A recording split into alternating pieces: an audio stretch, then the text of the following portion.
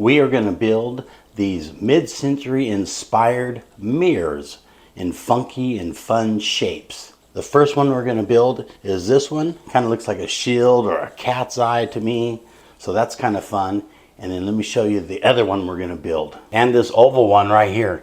Both of these designs are hand drawn. I'm going to show you how to hand draw it, cut glass, do everything. Only thing you have to do is come up with your funky design. Let's go back into the hot shop. Coming up with the shape you want for your mirror. I drew them small. This is freehand oval. So once you have your design how you want, draw this on this overlay, trace this, and I'm going to show you how to project it onto the wall right there. Just double check your work, make sure you like it.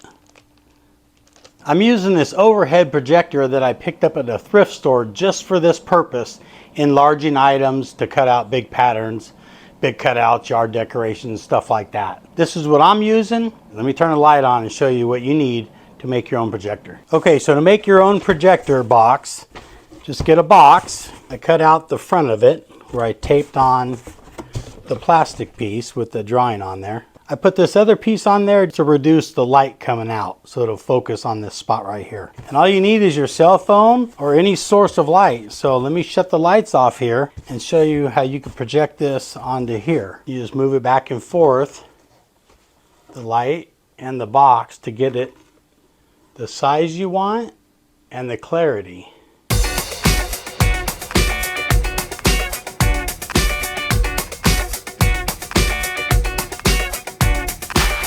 On this pattern, the lines are a lot thicker because I used a Sharpie. On the first pattern, I used a pencil or a pen on that plastic sheet. Here, I'm going to pick the outside of this line and the inside of this line right here.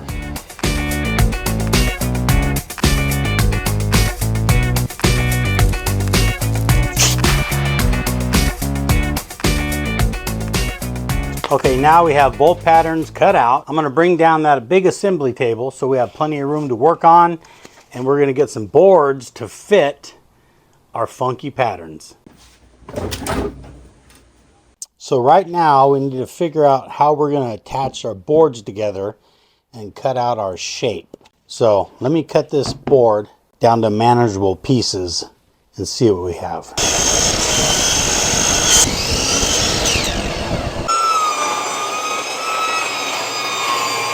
Now we need to get a good edge on these boards for glue up. So I'm going to use my benchtop joiner.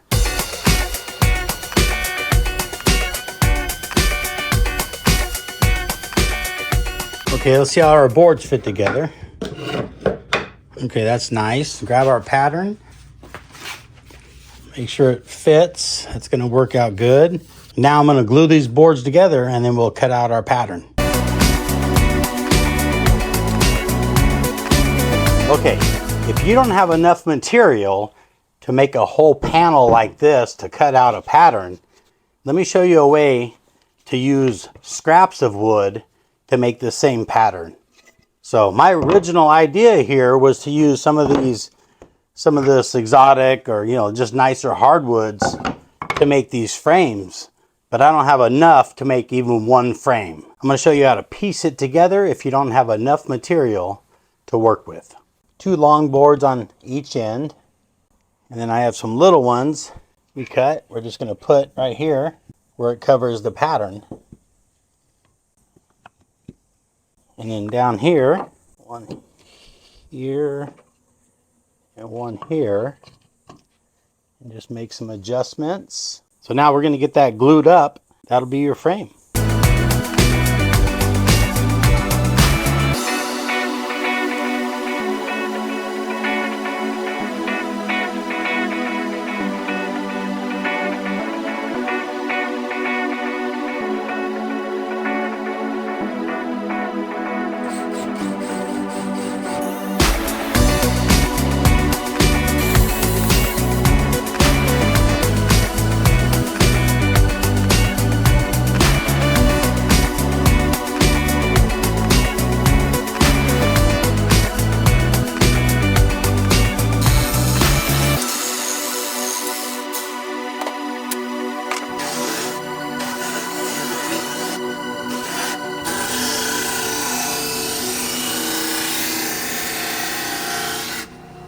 Woo, it is hot. It's over 100 degrees in here right now.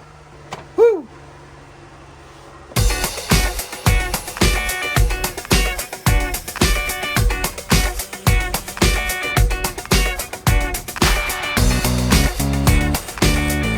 I'm going to use a 1/4 inch round over bit on the inside of the frame and then a 1/2 inch round over bit on the outside of the frame.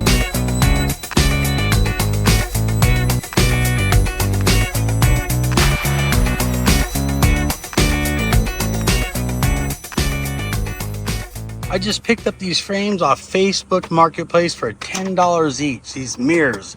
These are like $40 or $50 if you were to try to get this size by itself from a glass shop. So I'm excited about this.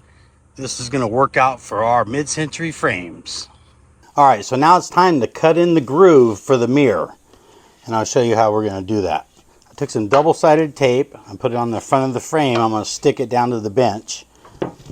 I'm going to use this rabbiting bit with a 5/8 inch roller, which is going to give me a 3/8 inch groove. And I set it down about 3/16 of an inch. The mirror is 1/8 of an inch. I just want to go a little bit deeper than the mirror.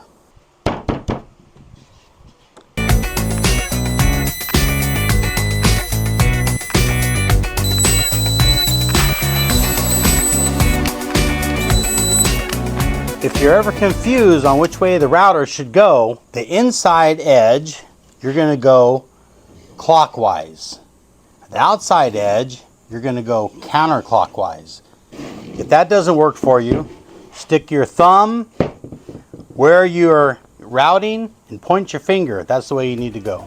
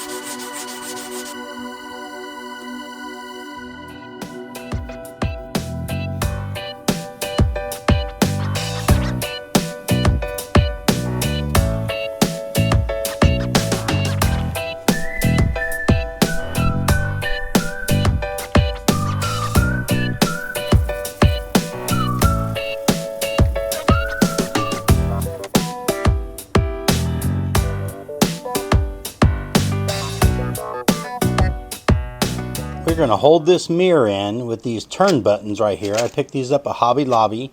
There's several ways you could attach the mirror. A lot of people use staples. That's too permanent for me. I want to be able to take the mirror out if possible. And I think these look nicer.